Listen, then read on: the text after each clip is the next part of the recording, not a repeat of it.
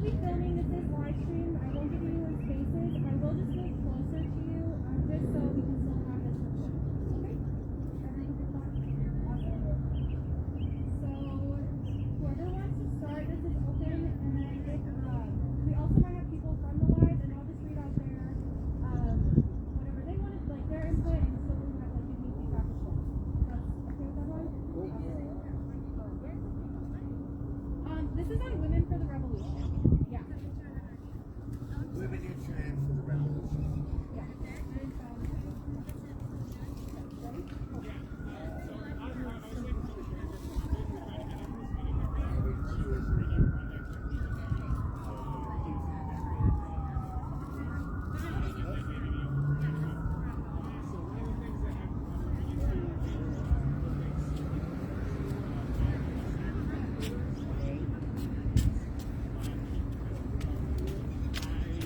Okay.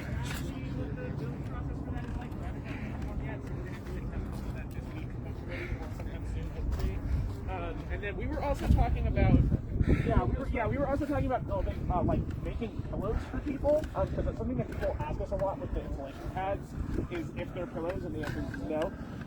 But we were thinking about getting like using like the insulation pad as kind of a base, and then getting like pillow stuffing, and then getting fabric to put around the outside, and then using fabric staplers to staple those together, and just like making pillows for people really quick.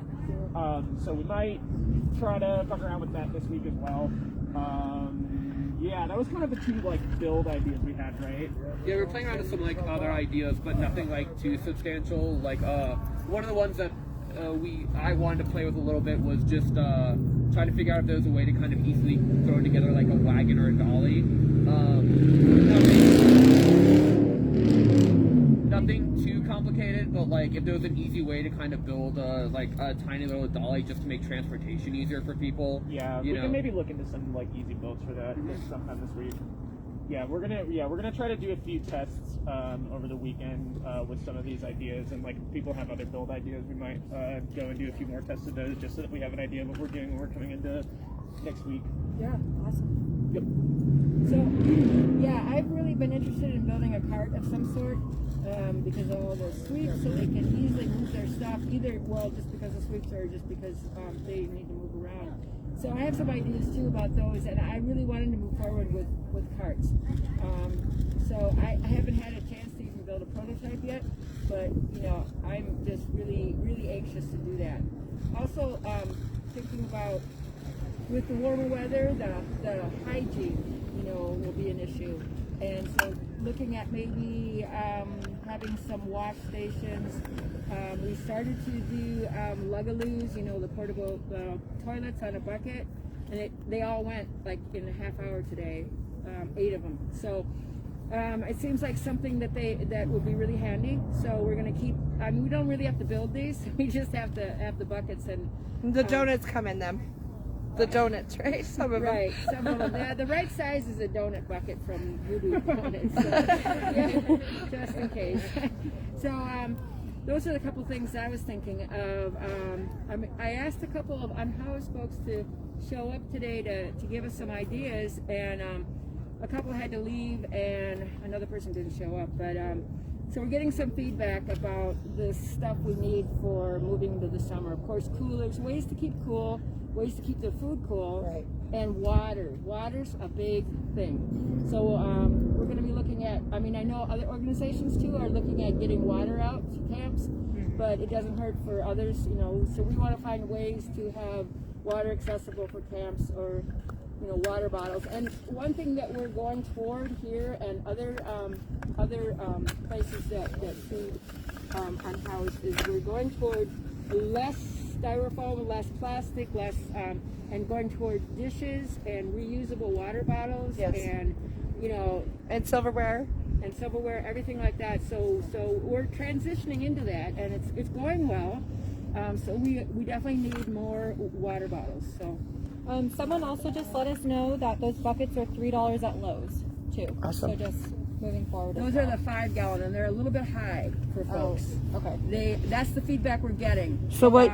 They're a little unstable. We need to put like kitty litter in it, in the bags, and then put kitty litter in, And the donut buckets are more like a 3-gallon. We had even a smaller bucket that worked well.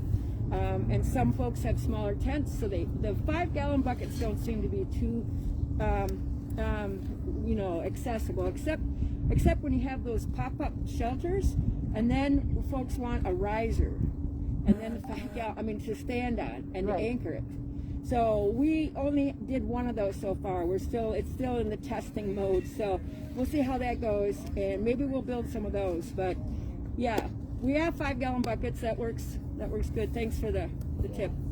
And what about the disposable bags? The what do you call them? Just biodegradable bags. And those are available at Lowe's? Yeah, also? we're trying. Oh no, I didn't get. Where did you get those? But I got bags that and the wipes, everything, so that folks could bury this if they needed to, or just put it in the trash. But it was all compostable. So that's what we're just trying to head that way more and more. Yeah. Just so everyone knows, also from our live, they talked about getting water purifying tablets, so then people can get water from anywhere. It's another fundraising option for. We can get those camping straws. Yeah, For people. life straws. Yeah, we should. That would be a cool thing to fundraise for.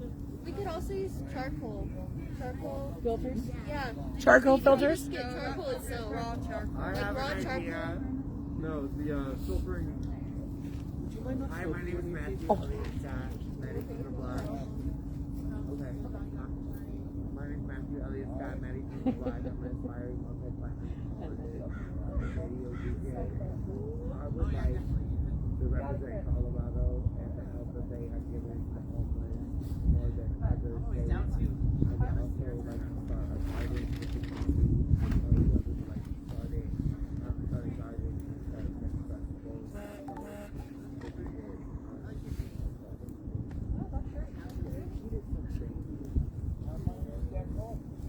You wanna contribute? Awesome.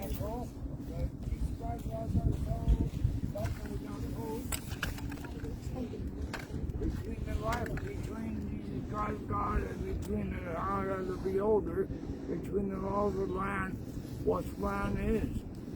It's our land. This land is made for you and me. Oh, I agree. And Yep. when I'm an army brat, whatever it is, but I'm an army brat.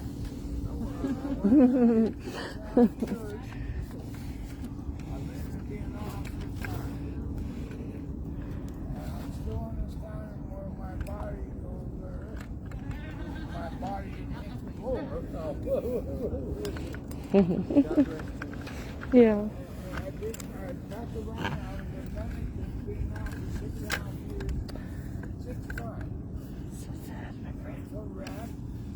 My tripod is broken. It's really sad.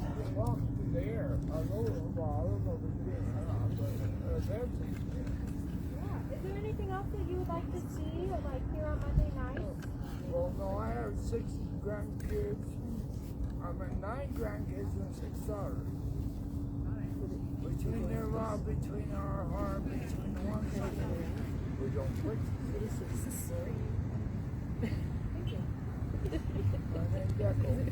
Thank you, Echo. Appreciate that.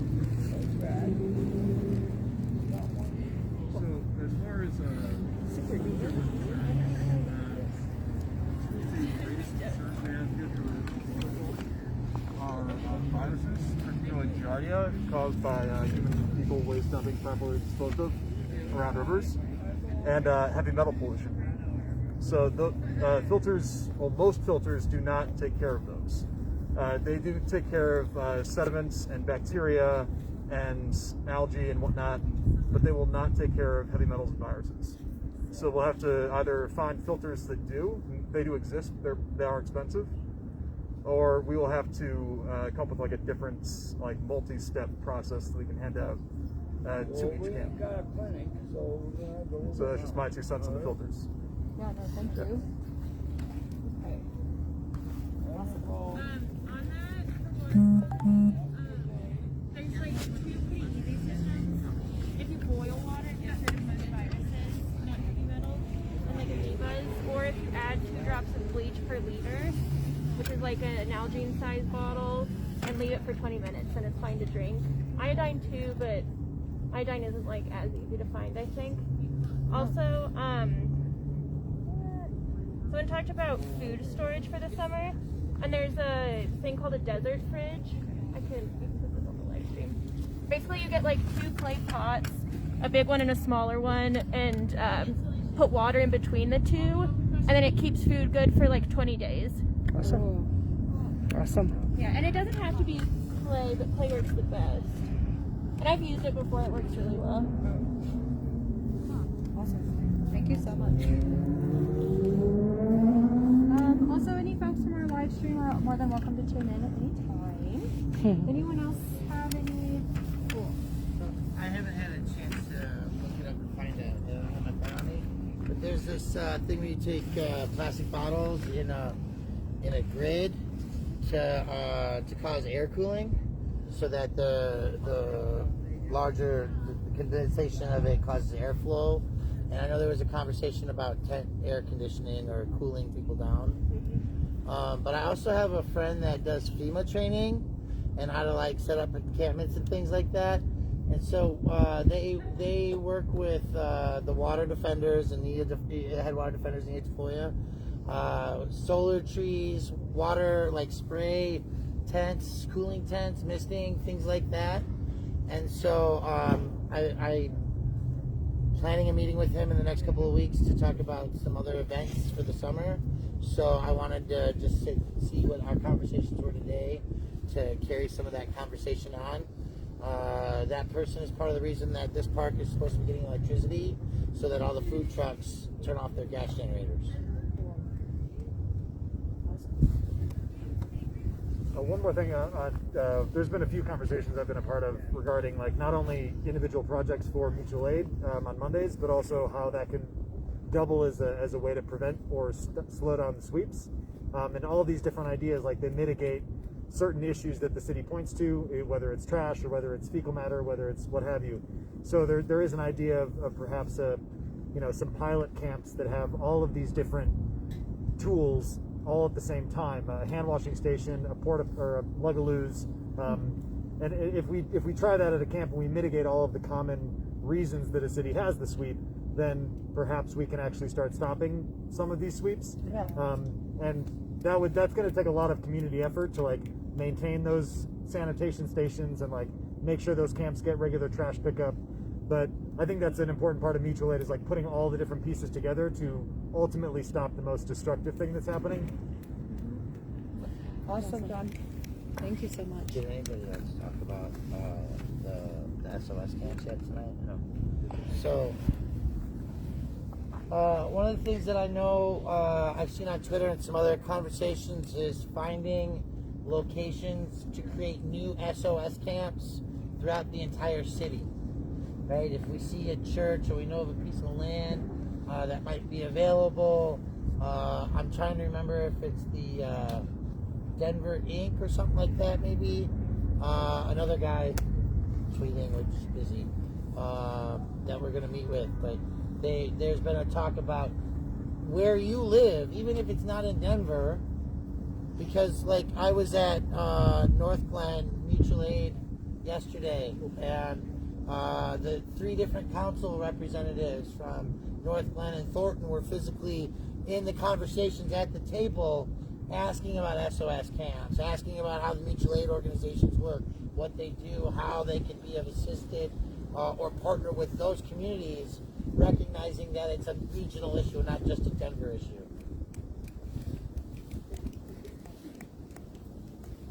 Yeah.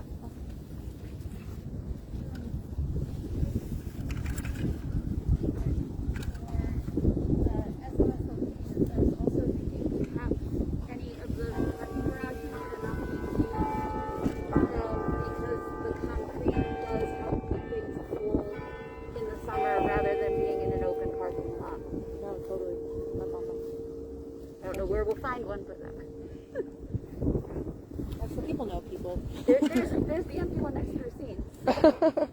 For other options for SOS sites, potentially looking into unused parking garages as well, just because of like the concrete structure, and concrete must be good for like cooling in the warmer months. Just for everyone who didn't hear. Cool. Am I missing anyone? I think a really big deal is always the insurance risks, which are why businesses and stuff like that don't want to deal with it. So we should talk about some type of a consent form. The whole reason that dumpsters are locked is because years ago, a couple of homeless people got into a McDonald's dumpster and ate themselves sick.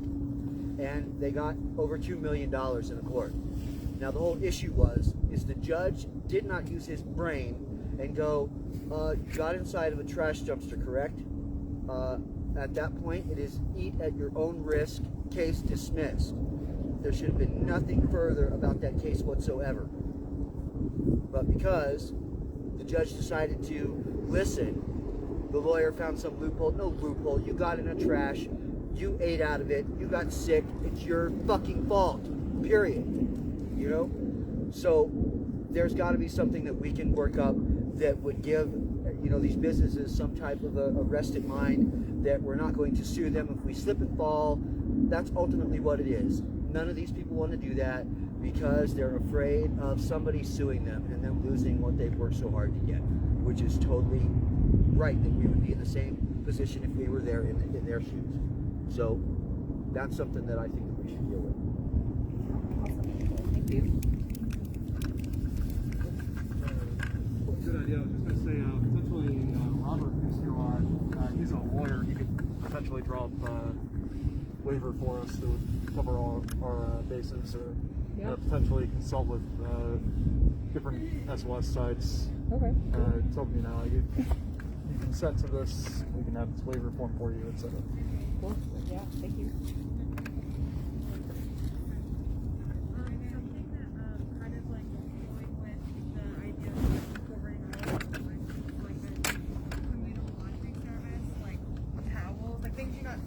Giving back to people as their personal items, but like mitigating the need for them to carry around damp towels, and just like knowing where to get clean ones and having a place to put them, and obviously just mitigating with the amount of like clothing thrown away that they can use again. Could be like just on like a I can do 2 loads this weekend basis kind of a thing. That could work. No, that's awesome. That's awesome. I love that. Yeah. Oh, that's really great. There's plenty of info. Those Tide trucks, those are all sponsored. If people would get on the internet or a phone or whatever and start talking to you about these corporations, believe it or not, when you say we would like you to sponsor us, that to them is major advertising. And believe it or not, I used to work for the singer from the band Drug Under, if people have heard of them, big Denver band. And he was on the phone for 2 days and got sponsored by Rockstar, a couple of instrument companies, and I mean immediately within 6 hours we had a Rockstar truck at the tattoo shop in Brighton, and they gave us like 30 cases of it for free. Awesome. Also, someone from the live stream, just going off of the laundry input, they said that we could start up drop locations as well. So like kind of looking into that as well, in partnerships with businesses. So that's good. So people may not be familiar with Jessica's Laundry. That's at Park Avenue West and 20th. That's the Sons of Love program. They, if you show up with your laundry and can't pay for it, it's free. Right? You have to. They give you the machine, the laundry soap, the dryer. You got to wash and fold it your own clothes. But that's something that we picked up in the last couple of weeks as a partnership, and so this is actually like something that he wants to do as well as the co-sponsorships, and so that is something that's in the works currently as well. And I really think that we can he's talking to Denver Health or another organization about going to encampments where they would drive the vehicle to his laundromat and bring the people with the clothes and take them back to where they live. So that would be a shuttle service rotating at different areas. okay. So maybe by the next time we have one of these again, it's now spring and I'm excited for all of this, that will be in the next step. Cool. Oh, that's great. Awesome. Yeah. My name's Isis. I use Native pronouns. I work with Help on Every Street, and we're working with Self-Help Colorado, which is a group that used to do like regular water deliveries to encampments, and I think it's kind of been scaled back, but we're trying to get it scaled up again. We're collaborating on a project right now to commemorate the end of the Colorado legislative session on May 12th. And have it be like part action, but then also like part mutual aid groups coming together, mutual aid fest kind of vibes, and then having like ongoing events that are either like fundraising for the mutual aid work that's happening, opportunities for artists to sell their work too. So people either in our whatever communities we're part of and from the encampments too. But yeah, that's like an ongoing project. So if anybody's interested or excited by that, hit me up. We're on Twitter. Is it easier for people to reach out on Instagram or Twitter? What platform is best for hosts? I don't know. Okay, Yeah, cool. Facebook too. Cool. Less Facebook. Yeah. That's Facebook. Yeah, more Twitter. It's Help on Every Street, and then Self-Help Colorado is who we're collaborating with. Post. Yeah. Yeah. You know, it's unlikely the session will end on May 12th. Oh, really? Yeah, because they postponed their start, which will push back their end. And it's unclear right now when the session, and it's unclear right now when session will end. Okay. Anyone else have any I saw- feedback? I know, just another things that we have like talked about with other groups is potentially doing self-defense classes. Also, I know other mutual aid groups also do kits, like self-defense kits, different things like on keychains and stuff, especially for like women and femmes, really anyone who like needs to protect themselves, but like kind of having that as an option like going down the road. Yes. This is super basic, but like I feel like we should probably just start like putting care packages together more often here, like especially like hygiene stuff, making sure that people have like tampons and pads, and making sure people have like all that stuff. Like I really think like if we did like we have a lot of people that kind of show up every week and are like, hey, I don't have anything to do and I don't really want to like learn a complex task. Like if we can just get an assembly line of people standing there putting shit in plastic bags, like that's golden. No, like I think honestly we should just start doing that. It gives people stuff to do. Yeah. In the same vein, we do have to be careful if we do self-defense with that. Like, if we put anything self-defense related, because I know that there was...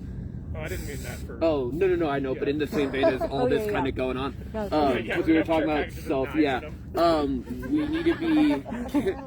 need to be careful with what we put, if we, like, are distributing anything for self-defense related and what we put out, because I know that in Colorado, metal cat of nine tails, those little, like, cat things are illegal, but plastic ones are not.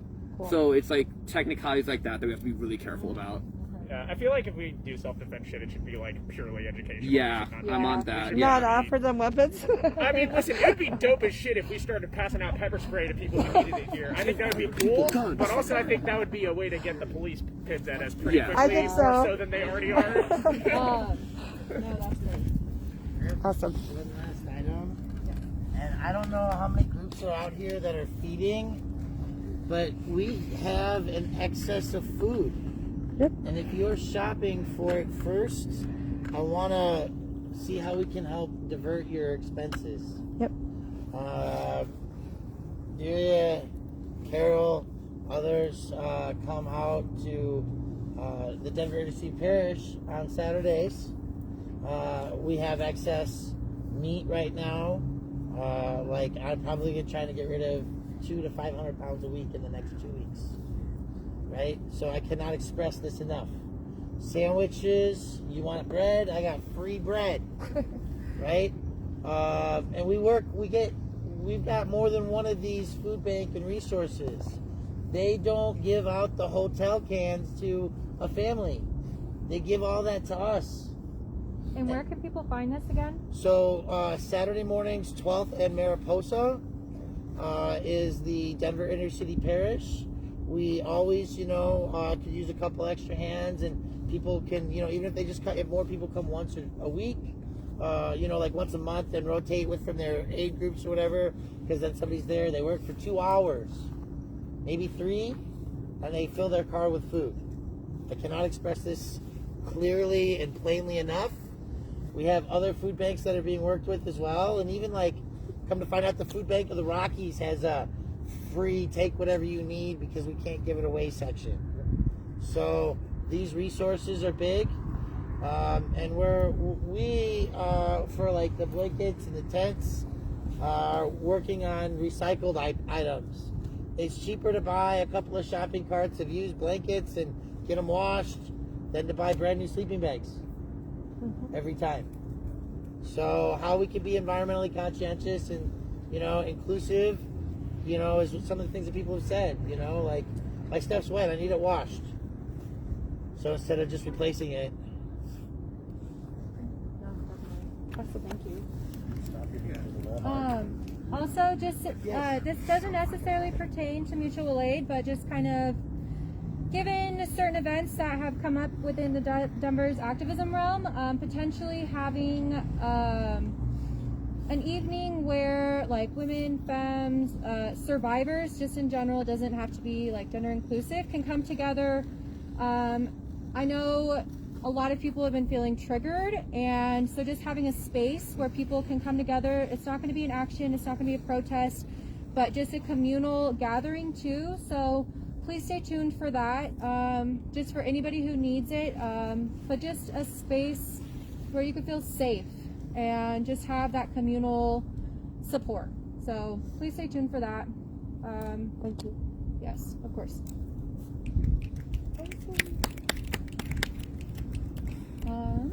Did anyone else, sorry, I don't do live often, but does anyone live have anything to say? Sorry. They can't answer. Let's see. Yeah, okay. Thank you so much for everyone who came. I'm going to make a post of this as well, just so it's accessible. Oh, Christy, I got your support. After, but seriously, thank you so much, especially to all of our volunteers. Like, we literally cannot do this without you. We appreciate you all so much. So thank you.